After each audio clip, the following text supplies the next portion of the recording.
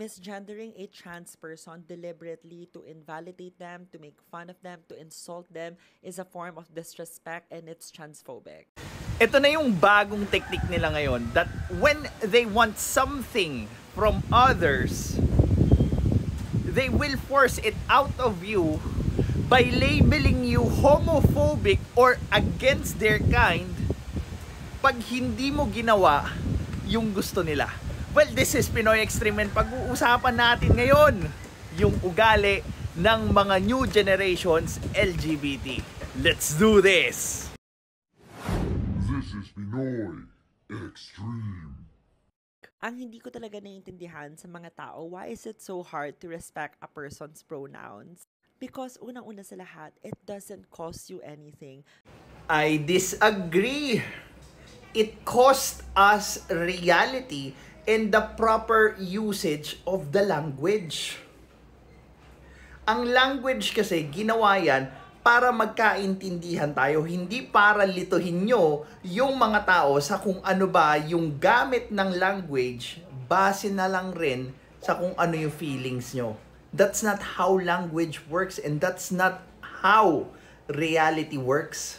To respect a person's pronouns. And it's crazy to me because if respecting a person's pronouns, which is honestly basic human decency lang naman, elicits this violent, hurtful, hateful behavior in you, then maybe it's a you problem. What we are fighting here for is not basic human decency. It's the proper use of the language and getting in touch with reality. Katulad ng mga naunang LGBT sa inyo na sila Ricky Reyes at Rena Salud na ngayon binabrand na ng grupo nyo na homophobic just because hindi sila nag-a-agree doon sa mga ridiculous na kagustuhan nyo. Because it doesn't cost you anything to respect a person's pronoun. Yes, it does. It costs us the proper usage ng English language kapalit ng para lang hindi kayo ma-offend? Really? Napaka-entitled nyo naman para baguhin ang standards ng isang bagay para lang i-accommodate yung mga feelings nyo. Kaya nga maraming rumirespeto doon sa mga OG LGBT katulad ni Rene Salud at ni Ricky Reyes kasi nga sila mismo kaya nilang tanggapin yung katotohanan and deal with their feelings while you, new generations, would invent a different kind of language, definition, usage, para lang i-accommodate yung mga feelings nyo. Because at the very least, when you cannot respect a person's pronouns, there are so many workarounds para you don't offend someone.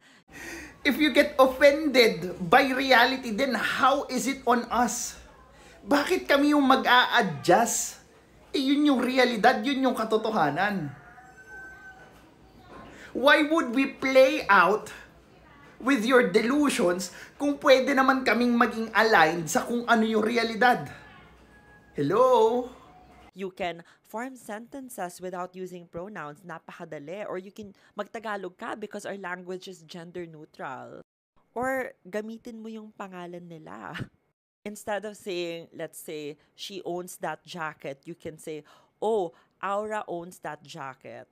Or, that person owns that jacket. I don't know. Ang dali lang talaga mag-form ng sentences.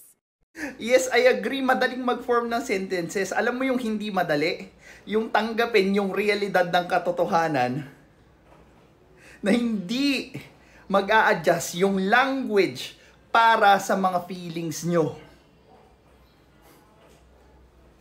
Huwag kayong maging special na dahil lang sa feelings nyo, babaguhin nyo yung tamang paggamit ng isang language para lang i-accommodate yung mga feeble feelings nyo na madaling masaktan.